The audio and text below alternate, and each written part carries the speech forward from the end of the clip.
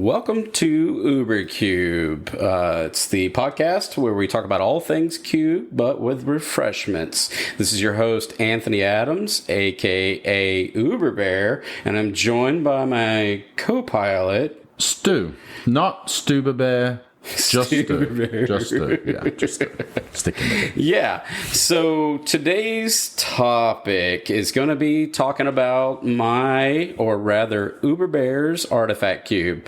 And for lack of better terms, it's going to be a primer or how to draft or how to build an artifact cube.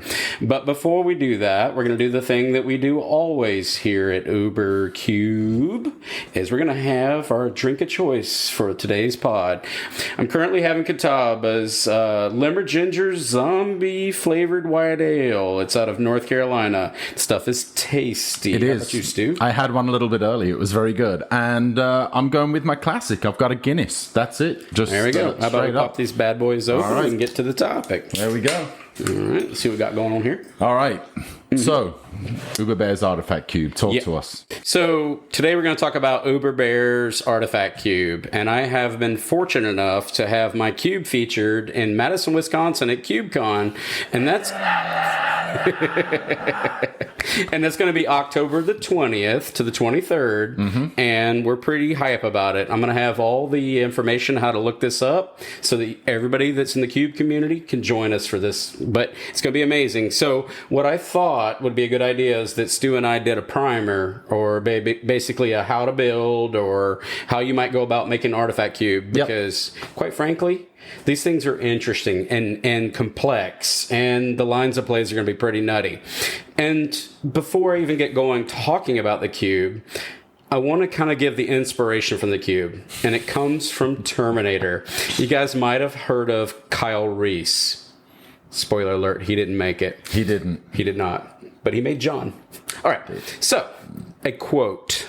It doesn't feel pity or remorse or fear, and it absolutely will not stop ever until you are dead. It's a great quote. And I wish we could just track Very up some Terminator 2 background, little riff track. But yeah, so I wanted this person versus machine type of aspect about this cube, right? And it's going to be running some interesting things in here. This cube has went through a lot of iterations, a lot of fixes to get here, but we wanted to do a primer. And what's really interesting about this cube is cards that would traditionally be labeled as sideboard cards suddenly become houses. Bombs. Absolute bombs. Huge. Oh, man. Stuff like, I don't know, naturalize effects or disenchant effects. Or, absolutely, yeah. Which abrade is really great anyways. But yeah, so this cube is all going to be about picking a side. It's going to be artifact versus anti-artifact. So it's pretty wild. So I'm going to let Stu kind of call out the archetypes or the supportive themes within the cube. Yep. Before I get started on that, I will say, okay, I know that, Anthony, you are extremely protective of your cubes. I am, and I don't mean to hurt the feelings of any of your other cubes because they're all awesome, but this one might be my favorite. I'm just going to put that out there. This is just, it might be my favorite to draft. It's challenging. It really is. Okay, so archetypes are as follows. Aggro, right? Hybrid mid-range, putting creatures out, turning them sideways. Pretty standard aggro, right? Artifact sacrifice. Yeah, like ATOG type stuff. ATOG, Krark Clan Ironworks, getting value with things like Mirror Retriever, Scrap Trawler, those kind of things. Yeah. All there. Yep. Control. Yeah. There's a ton of really solid control cards that really support artifact archetypes. Yep. Equipment, Fabricate, Tribal Golems, Metalcraft, Reanimator, Tokens, Tribal Construct, which is a favorite of our buddy Greg. He can't stop trying to pull it up, and it works. It's so good. It's so good. And Tribal Golems. Yes, really cool. Yep. So we're going to talk about basically, let's just do the logistics, the overlay of it, of what this cube is. So I said it was a 360 cube. So here's my experience on thematic cubes. 360 is the number that works for me. If I'm trying to build an environment that tells a story, i.e. my horror cube or my La Femme Fatale, or in this case, my artifact cube, with the exception of my two-headed giant cube, which we're going to rock in about an hour and a half, 2 hours. Yeah, so let's hurry up and record this. So 360. Yes. So here's the breakdown per color, and then I'm going to give a little anecdotal fact about this. So as we stand now, there's 43 of each color, so of the 5. Then I have 10 multicolor spells. I'm a huge, I like everything to be symmetrical. I have this problem. So the 10 that I chose for each guild is basically serves a signpost function. And then there's 94 colorless and 41 lands. And that's kind of the gist of it. And I'll include all this in the show notes and how to link it up so you can see it. The problem from the beginning, or the inception of this cube, the trap I fell in, was I did a 50-50 split, because I did anti versus artifact, right? And my buddy Chris Moore, who was on a previous episode, came through and he said, this doesn't work. It's an artifact cube. There's no artifacts, right? So he's helped me to fix that. So the balance is... It's kind of gorgeous now. This cube is fun, dude. Yes, it's intricate. The lines of plays are nuts. Other things about this cube. Like I said before, removal that normally would be like a sideboard suddenly becomes really strong. Like your abrades, your disenchants, your anti-artifact, anti-enchantment spells. I would argue that abrade is pretty strong regardless, but abrade really does shine in something like this. 3 damage is nice, destroying an artifact, incredibly good. In this particular cube, I chose to omit planeswalkers.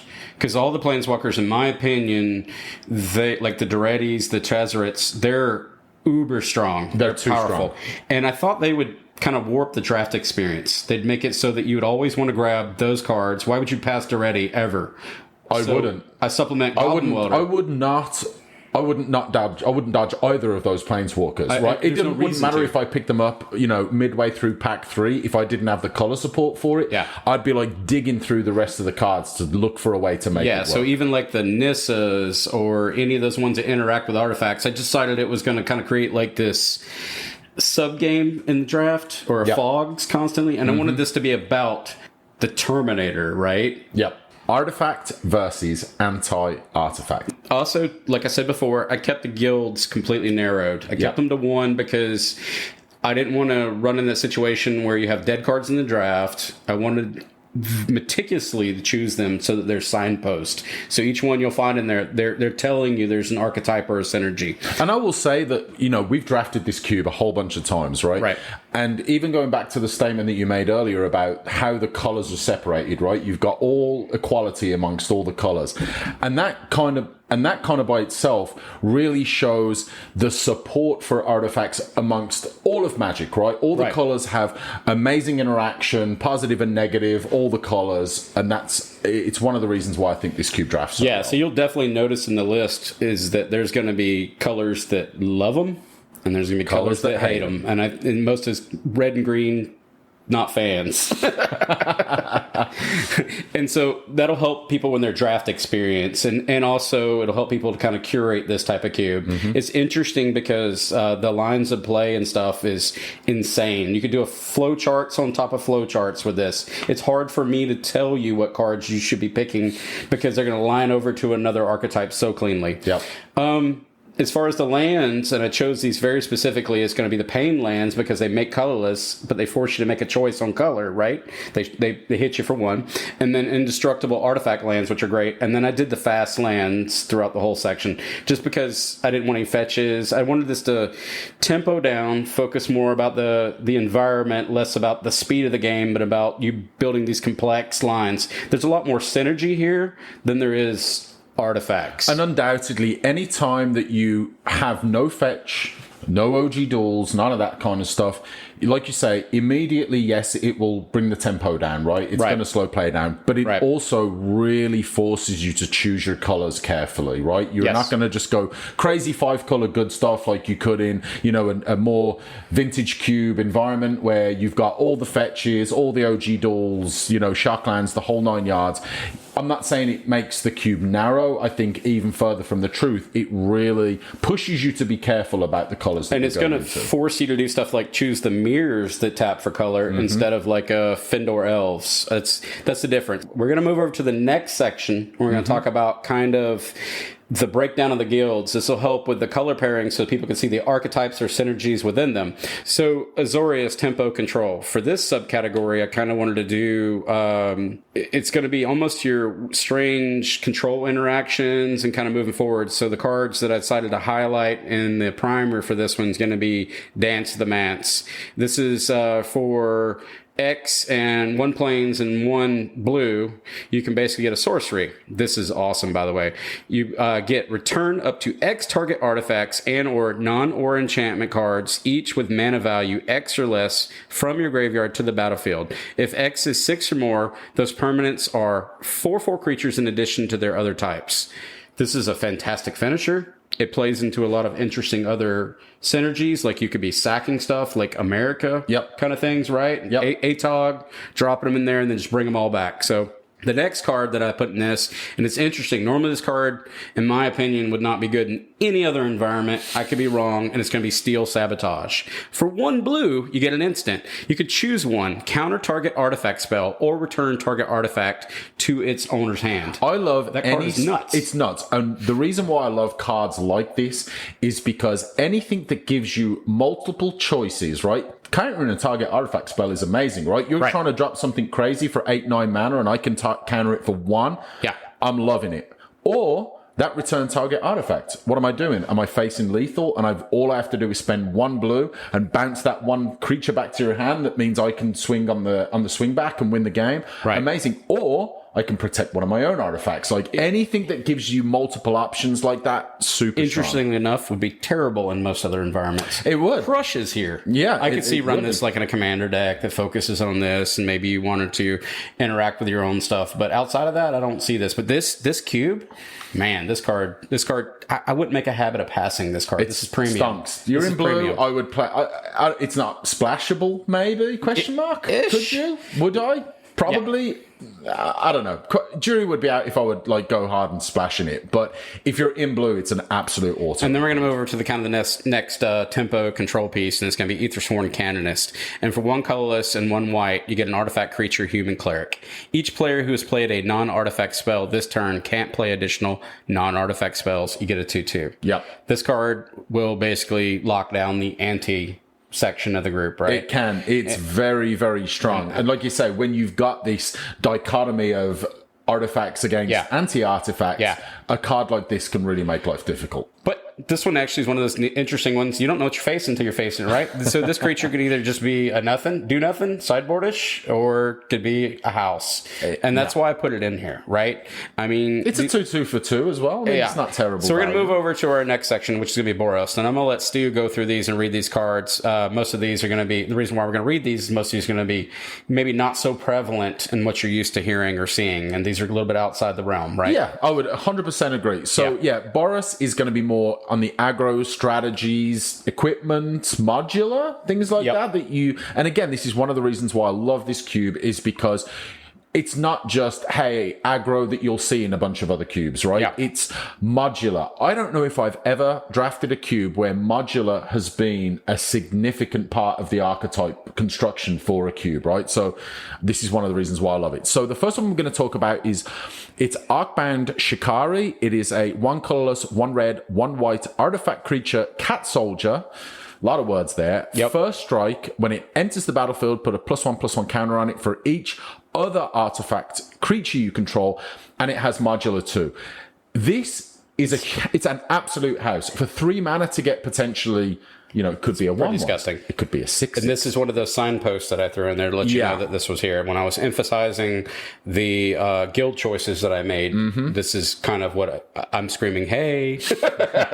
Draft me. Hello. Might be good. Yeah, it is good. All right, so the next one is going to be Rabbit Battery. 1 red for an artifact creature equipment rabbit. If that doesn't sell you by itself, I don't know what will. Correct. It's a 1/1 with haste, and equipped creature gets +1/+1, and as haste, it has reconfigure with for 1 red. These kind of cards are really cool to me. It comes in. Is it a creature? Yes. Is it an equipment? It's both. It could be whatever you need it to be in this environment. Exactly. And then what's neat about it is it goes into peasant cubes. I've got it. I actually have it in my La Femme Fatale because behind the rabbit, there's this young lady holding the rabbit, which just like said, put me in that cube. It's awesome. And this card is a beater. I mean, I've seen this in multiple cubes. This card does work, man. Yeah, I mean, you can see value even if you're going to take the Boros out and go some kind of mono red strategy. Absolutely. Anytime, if I'm playing mono red, I'm putting creatures. I want to turn them sideways. I want to use burn spells. You want to be as hyper aggressive as possible. Right. I know it's only a 1/1, so it's not like the Monastery Swiftspear kind of level of power, but it's still really strong. Correct. All right. And finally, in our red-white, we're going to talk about, it's a classic. It's Stoneforge Mystic. 1 colorless, 1 white. When it enters the battlefield, search your library for an equipment card. Reveal it, put it into your hand, then shuffle. And you have 1 white, 1 colorless, and tap to put an equipment card from your hand onto the battlefield. Another one of those cards that really doesn't need any introduction. Within this environment, because this is a powered down environment, there are no swords. Right. That's not an option. But there is Batterskull and there is Cauldron Complete. Jete? No. Just add it once. Just for one guy. Jete's an outlier, man. It's going to be one of those like, hey, we're getting... I know, I wouldn't... I don't know if you guys and ladies and all the peeps out in the world, or I don't know if you, as a community, have decided at some point that maybe you'll have this wild and crazy night where you just put in, surprise your drafters and throw in some Moxen and all the broken cards into your super power down cubes. I have considered that. Like, I was just wondering how Stu and the crew would respond if one day they were cracking my horror cube or this cube and they're like, oh my gosh, there is a Mana Crypt. I'm going to think... None of that's in here. If I've never seen it before and it's not in the list, I'm going to think maybe it just kind of found its way in from some other draft. I'm going to keep my mouth shut and I'm going to play that card. Now, that brings him back to the point we talked about in a previous episode. You have to be really cognizant of cards that are extreme power outliers. Yes. I would say that Batterskull is on the spectrum of the highest, but it's super breakable. You can kill it. This is an anti-artifact type of realm. Cauldron Complete gets a little weird because it's just, it's indestructible, but somebody has to lose the game too. So I had to make choices. I can't just make all these cards so fragile. So Stoneforge Mystic does have viable targets. You're just not looking for the swords and the Jittes. Yeah. It had to be reasonable. I really do love the approach of someone has to win the game, right? Someone has to win, but you want to give OP an opportunity. You don't want to do it at the expense of your drafters. You want replayability in these cubes too, right? Exactly. So some of these cards would just harm the environment. So you, as a curator, you need to make choices based on what's the threshold that your environment can handle. Yeah. But what are your drafters going to do with it? I mean, Jitte is a fine example of a card that, if not chosen properly, could make an unfun experience on the other side of the table and maybe not make them want to come back. I agree. And I will say this. It's not well. Right? I love the card, by the way. Batterskull is an unbelievably powerful card. Cauldron Complete, that card is insane. It's pretty dang. It's absolutely insane. Like, yes, I can understand not wanting to put the swords in there. They have those second abilities that can be pretty meaningful. Warping. But they also don't hit as hard. They do not, but I'm okay with that because Cauldron Complete, and we're going to move past Stoneforge in a minute, but Cauldron Complete, as far as I believe it's a 7-drop, it just, you needed something that was a payoff for this. Yes. And that made it feel like you actually wanted to do this. So, and it's blockable. I think it's trample. It does things, right? But there's interactions in the cube that can handle it. Yeah. All right, we're going to move over to our next section, which I'm going to handle, and this is going to be the Dimir control section. Mm-hmm. And I've highlighted a few cards in here, and one of them's going to be repetitive, and we're done. But it's going to be number 1, Baleful Strix. This is another signpost that I have in here. It's kind of like, hey, you want a Flying Death Touch for 1 blue and 1 black? You get an artifact creature bird. This card is a house. It's obnoxious on the field. It plays into so many synergies in this cube, and it draws you a card. You get a Flying Death Touch, 1/1 flyer. When Baleful Strix enters the battlefield, draw a card. Right. This is a house. Yes. And then you sacrifice it. I'm going to sack you block, it and bring you sack, it back. you do all kinds of nutty stuff. Absolutely. That's exactly what I want. You can get obnoxious for this card. Yeah. I run this. I know it's kind of fell out of favor over the years. Not with me ever. As the power, not with me either. I still play this in EDH. I run it in my power cube, dude. I would 100% run it in a vintage cube. This card makes you miserable. That you're like, no, I don't want to attack. Pass. Yeah, I don't care if you. And I already got. I'll block, so I don't care what you're throwing at me. Let's go. Yeah. So the next one I have in here, and it's going to be repeated in a few minutes. It's going to be Torrential Gearhulk. This is for 4 colorless and 2 blue. You get an artifact creature construct. It's a 5/6. What's interesting about this one is has flash. When Torrential Gearhulk enters the battlefield, you may cast target instant card from your graveyard without paying its mana cost. If that card would be put into a graveyard this way, exile it instead. Gear Hulk, yeah. Yeah. I kind of feel that this is another one, and then we'll talk about cards like this we have in the past, we will in the future. Yeah. Cards that kind of fall out of favor in the more powered environments, right? I think that Torrential Gear Hulk really does fall into that category. That a few years ago, this would have been considered much more powerful. I think a lot of power curators will argue that this is the greatest one ever made. I'm not running it right now. I decided to make the call and test the Hullbreaker Horror over this card. Yep. Just because, and yeah, it costs one more, but I just wanted something that was a little bit more diverse. This card's really cool though, man. If I will draft this all day, it's Snapcaster. It's a fat boy Snapcaster. That gets it for free, right? Mm-hmm. All right. So the next card that we have in this group, and this card, if you haven't played this, and like, I don't know, I keep referencing Commander. There's some nutty stuff you can do with this card. This card's disgusting, and it's a high value pick in this cube. It's Armix Filigree Thrasher, and for 2 colorless and 1 black, you get a legendary artifact creature. Golem falls into those Golem synergies. Mm-hmm. And by the way, let me step back for a minute. If you notice, the first one's a construct, that was a torrential. This is a Golem. Read the card types because they apply in this cube. Absolutely. They're going to be things that do interactions based off of those creature types.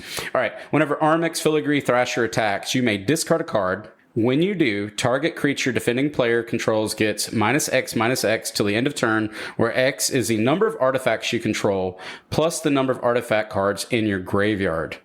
And it has partner on it, which is not relevant to this group, and it's a 3/2. So a lot of things are happening here. It's potential removal. It gives you a discard outlet because there are reanimator strategies in here, which we're going to cover soon. Yep. There's a lot of like looping you can do in this cube. That's something I really want to stress. You can get some pretty nutty synergies going on here. I remember when I was new to Magic and I would see abilities on cards that would tell me I would have to discard cards and put things in the graveyard. And I would think, man, why would I ever want to do that? Like, I don't want to put cards in my graveyard. Certainly not from my hand. That's why I traded my Lion's Eye Diamonds to a baseball card shop in Idaho. Yeah, I didn't need those cards. Those cards are terrible. But they were cheap back then. Yeah, they weren't worth a whole lot. What do you need that card for? And then stupid. People realized how completely broken. I wanted Sarah Angels. They're way better. I mean, mistakes were made. You can kind of see the argument, right? I mean, Sarah Angel, it flies. I mean, do you want to play Magic or you just want to dump your hand out? All right. So we're going to move over past our Dimir section into our Golgari section. I'm going to let Stu cover this one and what it represents. Yeah. So Golgari, it has green. So you can tell there's going to be a bit of an anti-artifact theme going on. I don't know why green doesn't love artifacts. It like woke up in the morning grumpy and like, old man yelling at the clouds kind of thing. Or, you know what's crazy to me is that green, it has all that artifact hate, but I'm actually going to switch up the order that I was originally going to talk about these because it has one of the most iconic artifacts ever printed, and that's Birthing Pod. 3 colorless, 1 green or Phyrexian. You can tap and pay either a forest or a Phyrexian, sacrifice a creature, and search your library for a creature card with CMC equal to 1 plus the CMC of the sacrificed creature and put that onto the battlefield. You can only do this as a sorcery, but that shouldn't matter.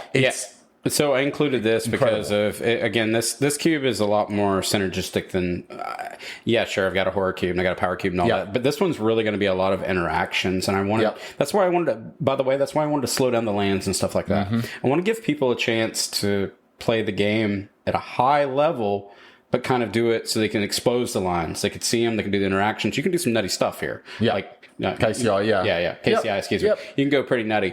But what he did skip over was my signpost, because I have highlighted in every one of these my signposts. Because as I said, as we started this out, that each one of my guilds are going to have a signpost. So I'm going to make him read that. All right. So this is Glisser the Trader.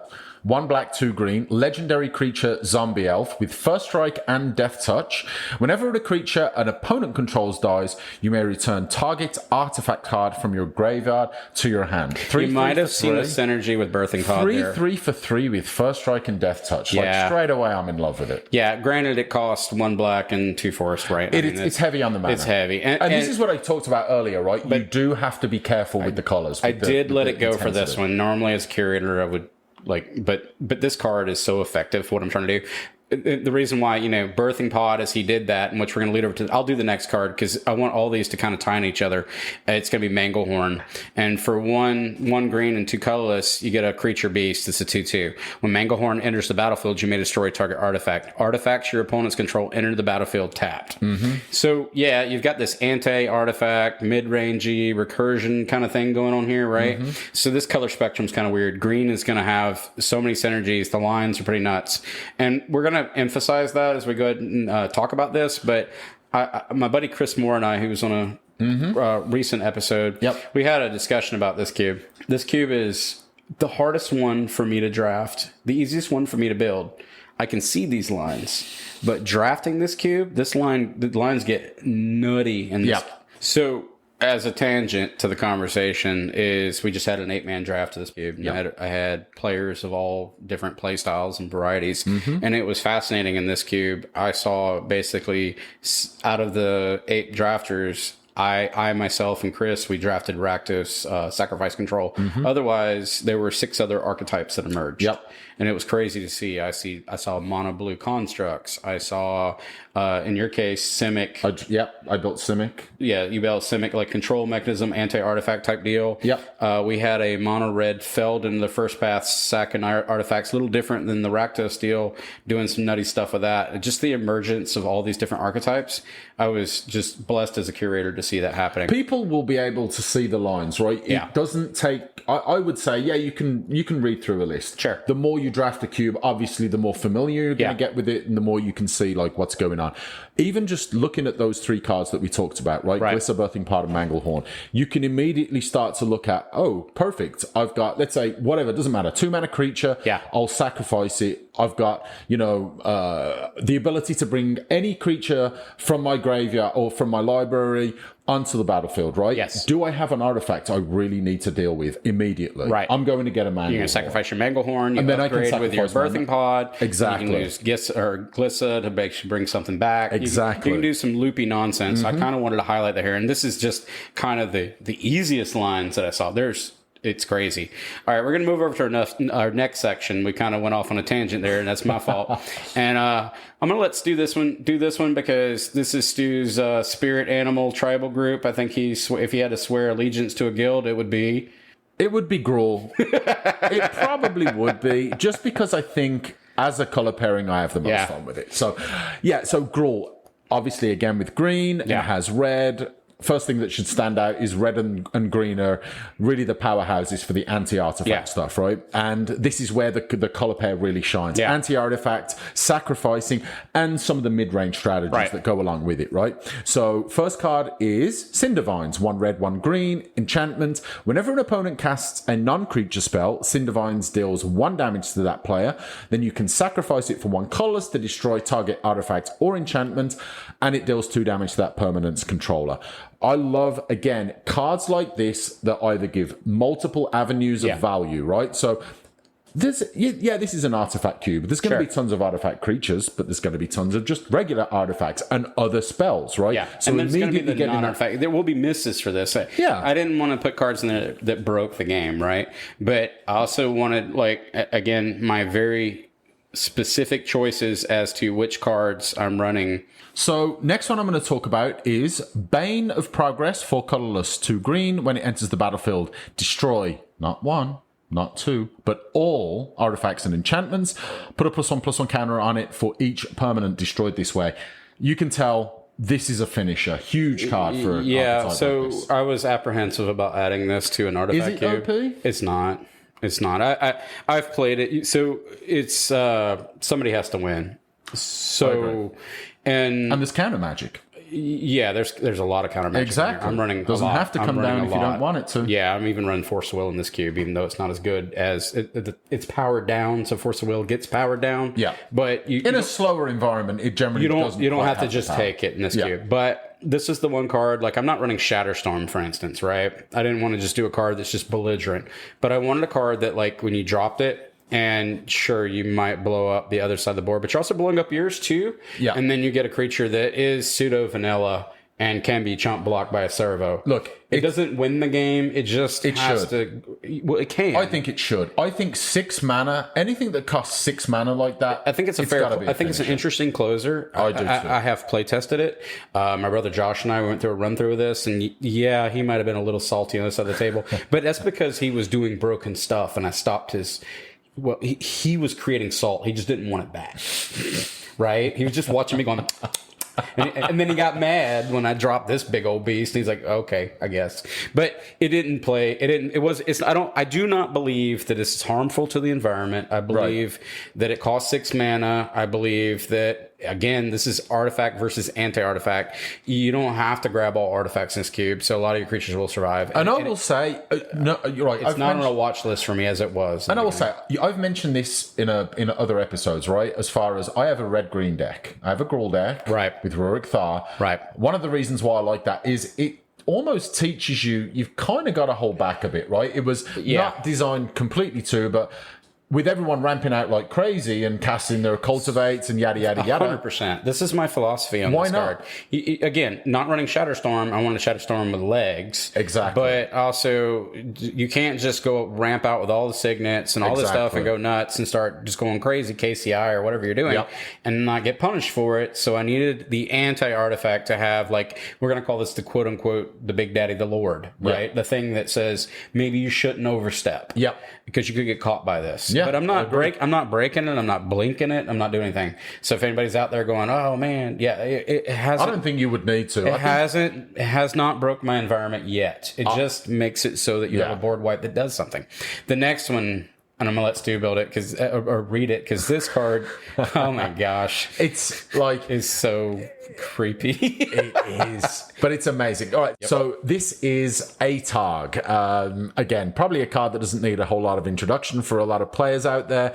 1 colorless, 1 red for a summon Atog, and has to pay 0 to give it +2/+2 until end of turn, but you must sack an artifact to do so. So sack an artifact to give 2/2. First question: is there an Atog cube?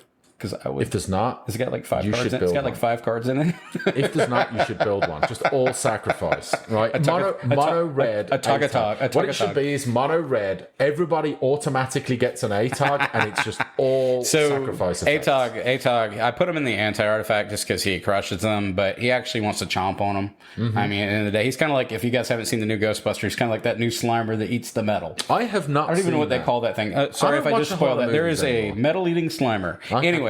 This guy here likes to basically play into the Rakdos decks. You can run like, I don't know, Jund. You can do all kinds of nutty stuff with this. This card's actually a house, gets out of control, and just gives you a nice little premium sec outlet for those little 1/1 servers. You want to go for that attack, you're making decisions occur on the battlefield. And for any of our listeners, definitely in the UK, if you're at a certain age, who might remember an old TV show, an old kids TV show called Rainbow. It kind of looks like Zippy from Rainbow. And if you're listening and you're like, what the heck's he talking about? No idea. Go check it out. This is like the horror version of Zippy from Rainbow. That was like the PBS version of Land of the Lost.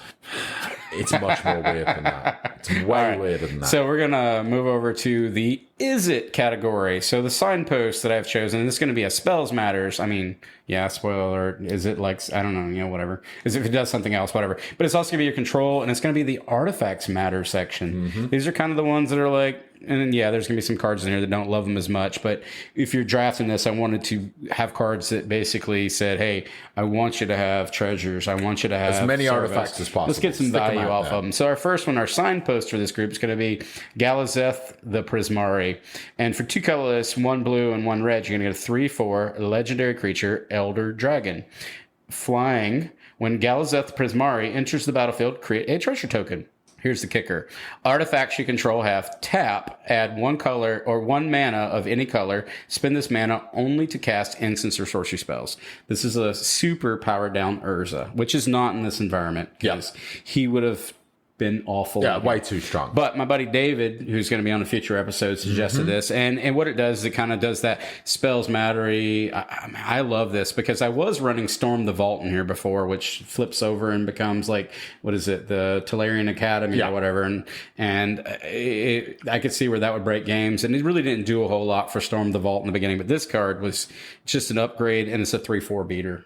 in the sky, right? Yeah. So I was pleased with this choice, and thank you, David, for telling me to add that. That was a fine selection. I think this one actually just missed my radar when I'm like combing through these cards. I do, in my defense, have 5 cubes. Spoiler season can be a little bit. You have got to start paying more attention. When there's only like 50 sets released a year. My drafters are getting pretty upset at me. Like, why didn't you not find Galsith Prismari out of some random Strixhaven, probably Commander set? I'm like, ah. All right. So next one, this is where we kind of get into the top level finishers of the spells matter-ish, controls matter, artifact matter kind of things. And this is going to be Hellkite Igniter. And for 5 colorless and 2 red, you get a creature dragon, flying haste. Haste, as we talked about in our previous wildfire. Yep. This is kind of the defining factor of what you want to see here. This would survive wildfire, although you would not run it for that cost. Anyways, for 1 colorless and 1 red, you basically Hellkite Igniter gets +X/+0 until the end of the turn, where X is the number of artifacts you control. Hence, the artifacts matters. This is where you're dropping the little 1/1 servos or the treasures or all the things you're doing, and then you can strike in with this potentially massive creature flying haste. Yeah, I mean, we talked about Bane of Progress coming in and being a finisher. Yeah. The fact that this comes in, yes, it's 1 extra mana. Yeah. The fact that it flies and +X/+0, you're not worried about the +0, right? 5 toughness is plenty. But the fact that you can pump this without any other cost, just keep paying that 1 colorless, 1 red. How big can you make this? And you can see by my design that those two are the antithesis of one another intentionally. It's rather intentional. You want one creature that says nope, and the other one goes, man, I'm going to gobble up all those artifacts. I'm going to take advantage of it, right? Yeah, really helps if you've got all those treasure tokens out there. Yeah, and on to that point, with to my personal opinion, the oversaturation of treasure tokens. Recently, it has been a problem. That I have chosen to be extremely selective on which ones enter this environment. Yep. Because I do not want this to become kind of the equivalent of a Mox Lotus or a Black Lotus type of environment where there's all these treasures out there. I don't want it to get that fast, that broken. Yep. So I am, for instance, I'm not running Dockside Extortionist. That was the one I was going to bring up. It would capitalize too much on the other player just playing the game, right? And I'm very choice in the cards that I'm picking to enter this environment. You have to be as a curator, because back to the Jittes of the world in another environment, if you put a Jitte in some kind of hobbyist, unpowered type of environment, it could break it. Well, Dockside Extortionist and treasures represent a threat, because I don't want to basically time walk my opponent sitting across the table and go, ha, I've got 7 mana, and we'll talk about this in a later episode. Do you wish to concede? Which I've removed from my vernacular. It has been removed, but that's going to be an episode. And that you want to make this so that everybody's on an even playing field. Yep. When I said artifact versus anti-artifact, I took that very seriously, that no one has no one has too much strength on one side of the battlefield. Yep. Okay. The next one, this card is awesome. And I wanted to get, this is kind of that spells mattery weird. This is a weird finisher, and it's pretty dope, actually. It's Rise and Shine. And for 1 colorless and 1 blue, you get a sorcery. Target non-creature artifact you control becomes a 0/0 artifact creature. Put 4 1/1 counters on each artifact that became a creature this way. Or, and this is the way you should do it, drafters, Overload. For 4 colorless and 2 blue, you can cast this spell for its overload cost. If you do, change its text by replacing all instances of target with each. And that is how your signets kill people. Yeah. Again, looking at Bane of Progress, 6 mana. Hellkite Igniter, 7 mana. Rise and Shine Overloaded, 6 mana. They're intentional. They're intentional finishers at that sort of threshold of mana, right? Yeah. You want to be able to put something down that is going to end the game. Someone has to win. If someone does that, pays 6-7 mana for a spell, if they put Hellkite Igniter and have the resources to be able to pump that and make it a 20/20 on, doesn't matter what turn it is, you deserve to win the game. You deserve to win the game.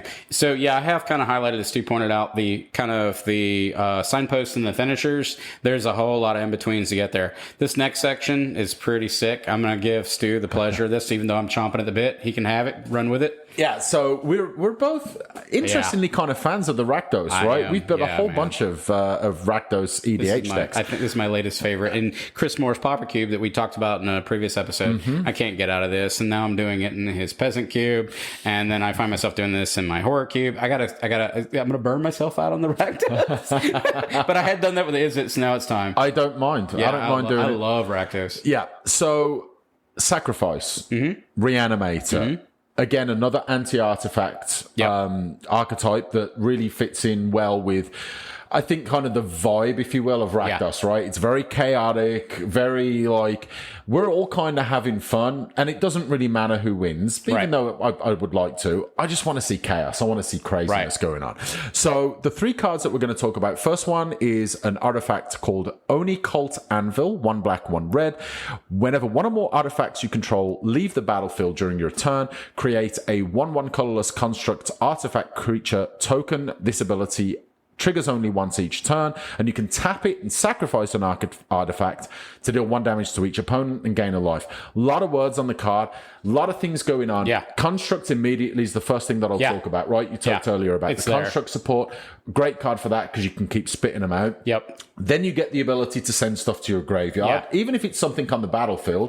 And I'm not going to complain about it. It's not on the list that we're going to show here, but I have Marionette Master in there and stuff like that. So there's payoffs. There's a lot of loopy nonsense you can do here. So I guess I meant to add that, but to make it clear, when you're doing this, there are payoffs. There are a lot of payoffs in there.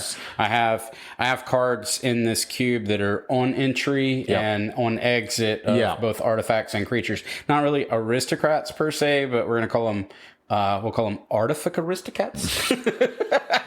Because there's payoffs for doing these. We're gonna make that a thing. We're gonna try and come up with as many new magic words as possible during. We'll come up with one per artifact aristocrats. Artifact aristocrats. That's a thing now. Go ahead and write that down. I can't say that again. All right, next card. We're moving on to. And I will say, Marionette Master. I see it played, and every time I don't know what it is. I know, and I play it in an EDH deck. I have a pretty strong Grenzo Dungeon Warden deck. And because of how strong it is for Marionette Master to come in and create the servos, I always kind of like, man, whenever someone puts it on and they pump Marionette Master instead, I'm like, man, you could have artifacts. Back to the 10 guild signposts that I chose. They're all extremely intentional to point you in the direction. Yes, there's only 10, but when you see them, you'll see these, just the cohesions there for each one of these. The synergies are there, but they also expand outside of these archetypes. So next one is a sorcery, which is trash for treasure. 2 colorless, 1 red. As an additional cost to cast this spell, sacrifice an artifact. Never too sad to do that. And you return target artifact card from your graveyard to the battlefield. I don't know if you're playing something like Blightsteel Colossus in this cube. Spoiler alert, there's no Blightsteel Colossus in this cube. It's too good. It's way too strong, right? I have to be cognizant of that. But there's plenty of strong artifacts that you can get into the graveyard, sacrifice. You know, if you got a way to discard cards from your hand. I'm running that new golem that fractures off into the 3 different golems. I can't think of the name off the top of my head right now. But it's a big old beater. It's like a 9/9 Titan something or another. And then it fractures off into 3 other... Yeah, it's triplicate Titan, and it fractures off another Titan, so you can do some nutty stuff with that and bring it back, which is going to tie right into this next card that I'm gonna let Stu talk about. And this is where it gets nasty. So the last one we're going to talk about in this archetype is Whip of Erebos. 2 colorless, 2 black for a legendary enchantment artifact.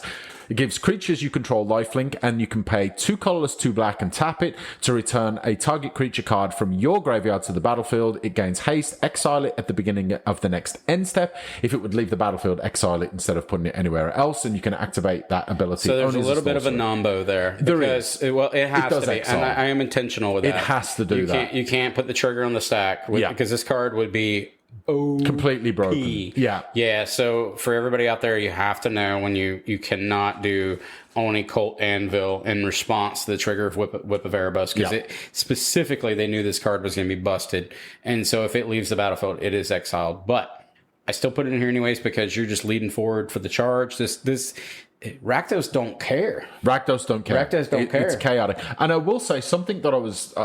This is something that I want to talk about in a later episode. Yeah, go ahead. Is the lifelink. I tend to find when I'm drafting a vintage cube, I never really consider my life total, right?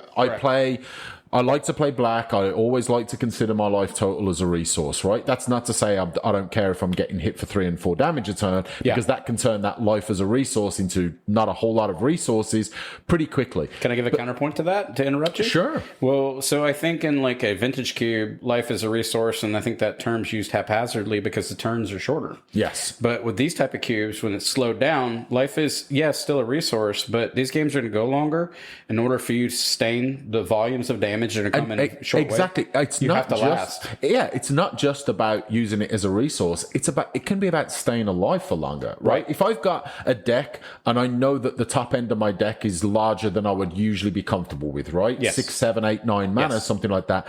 That might be too strong, or it might be too much for me if I'm playing against a hyper aggro deck, right? There's very good aggro strategies. Which brings that point, right? Like, so an aggro deck, yeah, sure, life's a resource because there's turning sideways, and they put you on the clock's so expedited that you're saying that, but you're not going to lose. Yeah. Or in Storm, life is a resource, but you're also just going to close out the game. With these type of cubes, like Pauper and Peasant, or any of these thematic cubes that intentionally have slower mana, the pacing's not turn. These aren't turn 1 to 3 games. These are turn 6, 7, 8, 9, right? So life is a resource, but you also need to rebalance, and that's what these type of cards actually provide. Exactly. And it gets skewed. It is, and I look at, so one card that is in this cube that is a huge pet card of mine, right, is Bolus's Citadel. I love Bolus's Citadel, and anyone who's played with that card, even in a casual environment, it can turn into a house really quickly. Exceptionally well with Wormcoil Engine. It combos exceptionally well with a lot of cards, right? Yeah, it does, in fact. But I want that life. I want to be able to just cast spells off the top of my library. So I'm paying life every time I cast a spell, right? Like this can help you sustain it. A card like that can help me sustain it. But also, do you know how much it sucks to have a card like that, to have Bolus's Citadel on the battlefield, and you've been facing an aggro deck and you've got 6 life or 8 life, and you're like, man, it's a dead card at that point. Yeah, Whip of Erebos is very basic. We just break it down for basically 4 mana. You can give your creatures lifelink. I think that's the point he's saying. The other stuff is like all these synergies that I have. But the piece that you need is just to buy yourself some time. All right, we're going to move over to our next section, which is going to be our Orzhov section. And this is going to be, and I mean, it's going to be the anti-artifact hand disruption type of section. And so for the signpost for this particular grouping, I chose Tide Hollow Sculler, which I like this card anyways. Yep. And for 1 plains and 1 swamp, you get an artifact creature zombie. When Tide Hollow Sculler enters the battlefield, target opponent reveals his or her hand, and you choose a non-land card from it. Exile that card. When Tide Hollow Sculler leaves the battlefield, return the exile card to its owner's hand, and you get a 2/2. Yeah. I mean, it kind of says it all. It just ties into a lot of those. You're going to strip their hand. You may be able to upgrade to something a little better as the game moves on. I know you've labeled this as like anti-artifact hand disruption. I think it is. Tempo, to me, is such a huge part of Magic, right? Being able to strip, that 2 or that 3 mana play that leaves your opponent with like nothing to do for the next 2 or 3 turns, shifts the game. Right. All right. So this next one, this is where it gets a little gross. It's going to be Kataki War's Wage, and for 1 colorless and 1 plains, you get a legendary creature spirit. That seems pretty harmless so far, right? I mean, what could go wrong here? You've got a spirit. All right. So all artifacts have, at the beginning of your upkeep, sacrifice this artifact unless you pay 1. It's a Tabernacle at Pendrell Vale. It's pretty good. It's a heck of a lot cheaper than Tabernacle at Pendrell Vale. So this one's like, when I first put this out there, my drafters were like,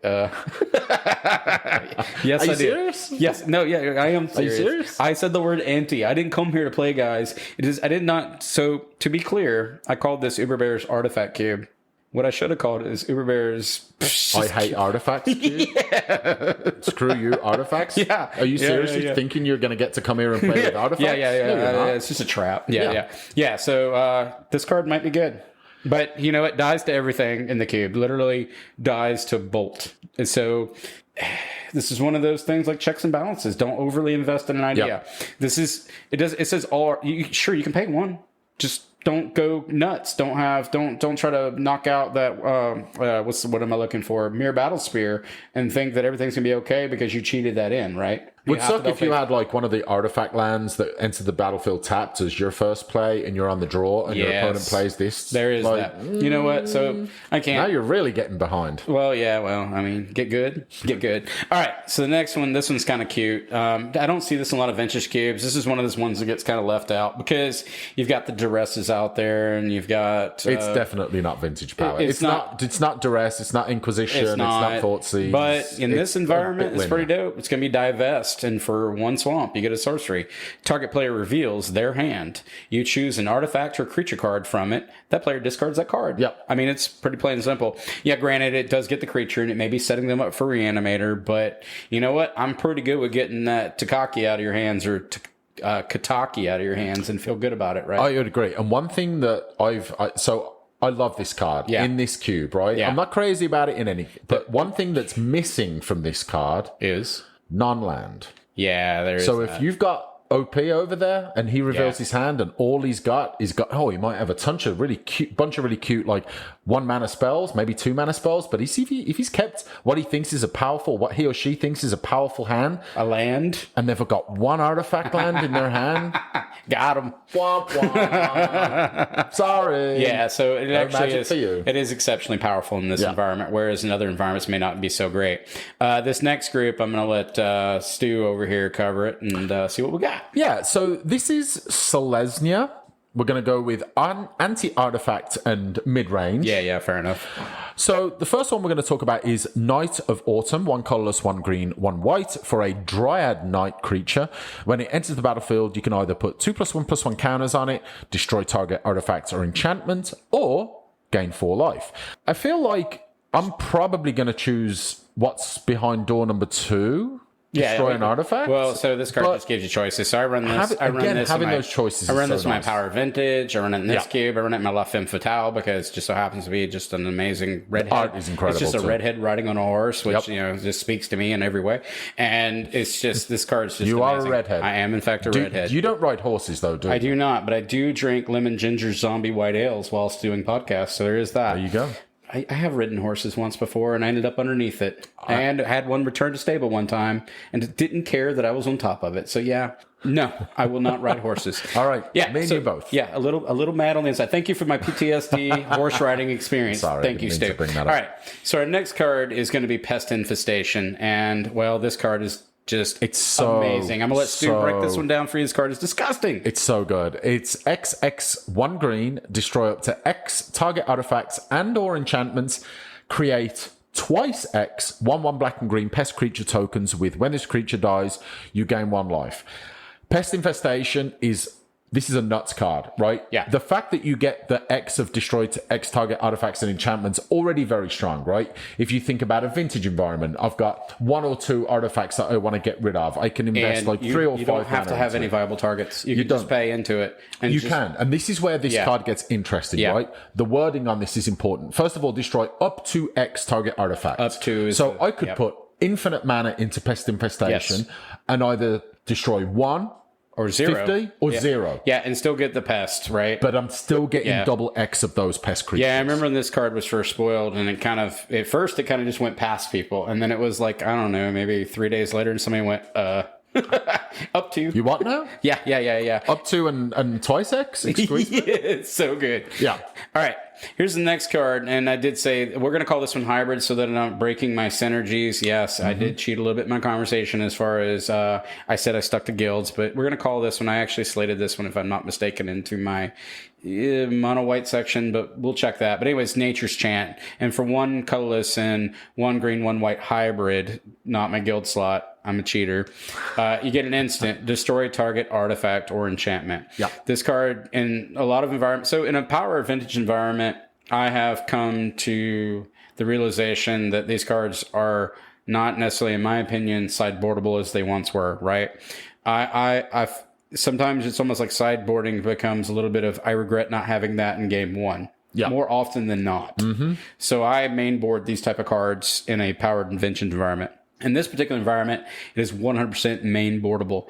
This is premium removal. Unless you find out the other side of the table is just, you're both anti versus anti. Good luck. You're both just angry people sitting across the table going, I hate artifacts. Yeah, you're 2 old men yelling at clouds or people yelling at clouds. Yep. But otherwise, this Nature's Chant and these type of effects, these are your this is your Doomblade-ish type of cards in this environment. Yeah. Yeah. And also you have to be really cognizant back to Pest Infestation and Nature's Chant and even the anti-strategy.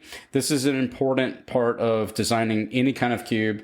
You have to be really careful as a curator not to oversaturate an environment so that armies cannot march forward. Yes. It can get on the other spectrum of, the feel bads of just, a one-sided hat trick of a Jitte or whatever. It also feels bad if someone on both sides of the table is just doing complete removal. It's removal versus removal. And the game becomes so stagnated that no one's actually winning or playing. Yeah. Those games kind of on the equal boredom spectrum. Yes. So you have to be really careful of balancing. You have to have win cons like creatures that are allowed to move forward. And so I'm very meticulous. I know that I'm highlighting cards that are anti-artifact, but I assure you guys and girls and all the people out in the world of this is not overly saturated to break the environment. These are just card pieces I wanted people to be aware of. Yeah. They're premium. Grab them. They're saturated. Yeah, and I will say that I will take, if I'm drafting a vintage cube, for example, right, I will be very cognizant of cards that I like for the board, right? I won't prioritize them over main deck cards, but if I see a card that I'm like, you know what, if I run into an archetype that I know might be trouble for my main deck to deal with, I will take those cards, right? And also, going back to your previous point, I would much rather have a situation where I've got two board states that have got to kind of work out how to get past each other rather than two no board states and they're just trying to figure out how to get something onto the battlefield. And to be clear, as I mentioned before, like in regards to my quantity of the colorless section, my artifacts, because of all these recent sets from Kaladesh, I believe that's when it kind of really started happening. There's a lot of colored artifacts too. So artifacts are rampant throughout the cube. So this type of removal, when you're drafting this at CubeCon in October, these type of cards are ones people are going to be snap picking. Yes, they will. Right? Because this is, the hybrid just makes a snap pick. Yep. All right, we're going to move over to our next section, which is going to be Simic. And I'm going to continue to reiterate that this is the weird section. If I designed the weird section of every cube that I own, this one just so happens to have a card that actually says it does what I want it to do. Of all of my cubes, this has one card. It goes, hey, I don't like artifacts at all. And it's going to be Trigon Predator. He doesn't like enchantments much either. This bird or drake or whatever this thing is sailing around, it's just mad. I think it almost could be a dragon from the art. It's a beast type, but I think it could be. He's got little scratches on his belly. Maybe from an artifact servo. He's mad. He's pretty mad. Yeah, he's pretty mad. Anyway, Trigon Predator is for one colorless, one green, and one blue. You get a beast. And it's a flying. When Trigon Predator deals combat damage to a player, you may destroy target artifact or enchantment that player controls for a 2/3. It is what it is. It's kind of the ramp mid-range control anti-artifact. It gets weird because it's got that green splash in it, so it's a little bit of both sides of the fence. I would consider this a finisher. If I'm building a real hard control deck and I've got something like this, I'm more than happy to look to ride a creature like this. Yeah, you might be talking about a 10-turn clock. And it might not win the game completely by itself, but if you're getting the ability to be able to destroy your opponent's board every single turn, it's so strong. Yeah. So this is where the Simic part gets kind of weird. I'm going to move over to the next card because you're going to hear a little bit of flavor of like, I really like artifacts. And others are going to be like, I really hate artifacts. And it's kind of just because I had to pick cards to put in this section because Simic is so strange, man. And I'm also, like I said, not running all the guild slots. So, Home of the Radix. And it's going to be for 2 colorless and 2 forest. You get an enchantment. Each artifact spell costs 1 more to play for each artifact its controller controls. So good. Yeah. So good. I added this recently. This is another one of those. I was apprehensive, but whatever. This thing can be removed. Like Trigon Predator kills the hell out of this card. It does. So yeah, that's my point. Is that there's nothing in here that's so good that it can't be broken. Yeah. So the synergies are working. Do you think this is the most like cannibalistic of all the archetypes? Is Simic? Because I feel like it is. The other archetypes, like Rakdos, is 100% cannibalistic by nature. Yeah, I would agree with the like sacrifice and reanimate and stuff like that. But I almost feel like, and maybe this is just a Simic thing, right? That Simic is almost just, I'm going to do this Yeah. And I'm going to hate if I get it done back to me. Absolutely.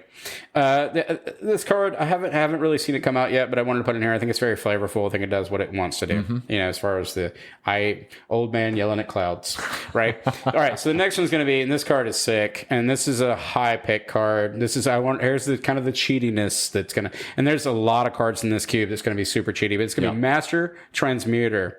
And you get, for 3 colorless and 1 blue, you get an artifact creature, human artificer. And for 1 blue, tap, return an artifact you control to its owner's hand. You may put an artifact card from your hand into play.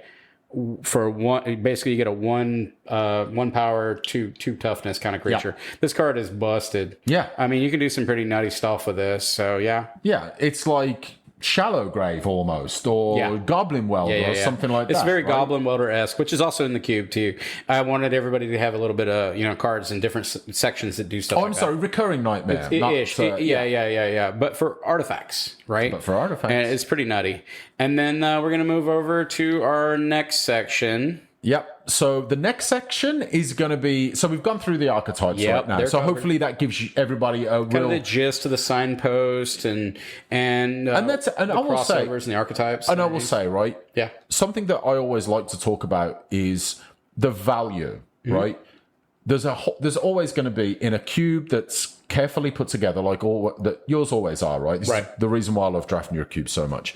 There's so much care put into the archetypes, and how you've put it together and how you envisage like someone can draft it. But even just going through looking at all those, it should be fairly obvious at this point where the crossovers are and where you can value draft this cube, right? You don't have to force yourself into constructs or sacrifice or any of that stuff because of sort of the natural synergistic way that it's been put together, because it's artifacts. Large percentage of colorless just allows you. So the open pack one, pick one is almost like a moot point here. Yeah. Because there's so many open plays. Like even when we're doing we had to go through so many pack one, pick ones before we even did the one that we called out to everybody that just showed like, there's like 6 pack one, pick ones here. Yeah. And I think if they're open. Exactly. And I think, sure. We talked about Master Transmuter. Sure. You can look at something like that and see immediately there's so much value there. Sure. Does that mean you need to be locked into, some kind of archetype where you're just trying to do that? No, it's got a powerful enough effect by itself, as do a lot of the other cards. And now the next one, I'm going to let Stu take over. It's going to be the Titan cycle. And so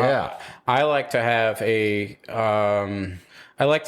like the ones you fear the most in every cube I have. For example, like Grave Titans and Sun Titans and Inferno Titans and Prime Times and poor little Frost Titan that always gets left behind. But and it just kind of like this. I want a complete finisher. I'm gonna bust you up on the other side of the table. These cards just are pretty neat. And then Kaladesh had this amazing cycle of Titans, and I'm like, ooh. I'm going to slam and jam this. Yeah, here we go. So I'm going to let Stu kind of call these out. These are all amazing. Yeah, so I'm not going to read all of the card text just because get the names off. I'll send the share notes. But yeah, the Titan cycle. So white, we have Cataclysmic Gear Hulk. Blue is Torrential Gear Hulk, which we talked about a little earlier. Black has Noxious Gear Hulk. Red has Combustible Gear Hulk. And green has Verdurous Gear Hulk. So they've all got very flavorful, abilities for the color that they represent. And they're finishers. They're cards that just get it done. And they're constructs. And there's cards that are going to say, put target construct onto the battlefield. It's going to happen. Now, this is a great sort of thinking point for this, right? Yeah. There's no fetches. Again, we talked about that earlier. Yeah, there's mana fixing that obviously exists with artifacts, right? But it becomes very, very difficult to put a 4 or 5 color deck together where you don't have fetches and you can't be very selective of your mana. I do have signets. I run those. Yep. I run a lot of which are going to be taken highly. I run like Coalition Relics, stuff like that. There's ties that bind, but they come at the risk reward in this cube because you are vulnerable to the nature's chance. Yes. Right. So I was rather intentional with that. Like I said, there's no Findor elves in here. There's mirrors And your mirrors, like for 2 colorless, you can then wait a turn, tap your mirror to get a color. Everything comes at a cost in this environment. I wanted to make sure that nobody could ramp ahead on either side of the fence. Artifact versus anti-artifact, the lines are very distinct, but they can also cross-pollinate into one another very cleanly. You can have Steel Overseer just hanging out with ATOG for no reason, and they're sitting in the bar having a drink, and ATOG just goes nuts one day and goes, I'm going to kill you. I can see ATOG doing that. ATOG's drinking a glass of warm milk at the bar for no reason with his little weird teeth. I'm telling you, man. Steel Overseer is like, look it up. I'm going to show you after we finish recording this episode, man. It's creepy. So I wanted to have this huge suite of Gear Hulks the Gear Hulks are my Titan cycle. I wanted them to scream, here's the giant fatties you can chase after. I just think, and also I had a pre-release that I played in where these cards crushed, and these cards are amazing, and they're all fun in their own way. Yeah, I think you're drafting one of these colors and you see something like this, you'll grab it. You're never going to be sad to get to 6 mana and cast the Torrential Gear Hulk, right? Or 6 mana and cast the Noxious Gear Hulk. Just Goblin Welder into these things. There's all exactly. There's some Chitty Boy mechanisms do exist inside this cube. They do. I'm gonna make you guys find them, and it's going to be interesting. You should. I would say going back the list, as with any of Anthony's artifact cubes. It's pinned to our Twitter at UberCubeMTGPod. So if you're ever interested in checking out the lists of the podcasts, I'm also going to load up the Cube Cobra. I'll have show notes. I'm going to include those in the Google Docs that we've been releasing. So we're kind of moving over to our summary portion. We've just done this huge, robust kind of overview of specifically Uber Bear's artifact cube, which is mine. But what I wanted to do is kind of emphasize the interesting point of I recommend everybody build an artifact cube. It's interesting. I'm going to say that this, of all of my cubes, is the most complex cube. It's because the lines are not overly distinct. They're fragile because of all the removal that's not normal. It's not the normal presence of removal that you come to expect. Right? And the lines with KCIs and Rex Sages living in the same environment, it gets super weird. Or you've got Bolus's Citadel, or you've got etc. Right? The lines can go nutty. Just in my recent, again, I want to reiterate, I am very pleased. I had all my friends come over. We draft this cube, and as a curator, there's nothing better than seeing 6 out of 8 decks that are completely different.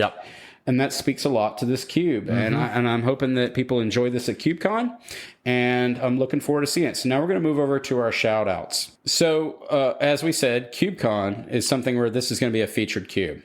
So October 20th through 23rd. And Stu and I will be there. Madison, Wisconsin. Absolutely. We're going to be there. We're going to be there the whole time. This cube's going to be featured. We're also going to be doing sideboard games with my Femme Fatale. I'm going to be doing my horror cube and my 2-headed giant cube. The power cube, I'm going to hide inside of a safe somewhere out of all love for everybody, but it is what it is. The next shout out that we have is for the MTG Cube Tuber. Our friend Jordan Eckenrode just continues to crush the game. He's got a new video coming out tonight that we're actually excited about. We haven't even seen it yet. I know. We got a hot release about all the things about the MTG Cube that have been labeled as wrong by the community. I'm excited about that. I'll put a link up there for that whenever we release this video. And then the next one, and I can't speak enough to this. This is some good friends of mine, When Geeks Craft. This is a YouTube channel, which I'll have in the show notes, where I have seen the art that they have done. But on this YouTube channel, they do inspirational work where they're doing stained glass cutting. They've got the Skyrim maps. I forgot to talk about that before, dude. They have Skyrim maps that they have recreated that are these the stained glass ones? Yeah, dude. You told me about dope. That. I gotta see these. I don't even play Skyrim. Oh my god! I have to. Please don't turn off. I have to talk to them about making a Ravnica map or something. We have to get nutty. But anyways, absolutely gorgeous. But anyways, check out their YouTube channel. It's gonna be When Geeks Craft. You can find them on YouTube. They're also at Twitter. And then I'm gonna go ahead and let Stu do the closeouts on us. Thank you. So, as always, thank you to all of our listeners, anyone that's listening now or listened to our previous episodes. Absolutely. Wonderful support that we've had from everybody in the community. Love you guys so much. Thank you again.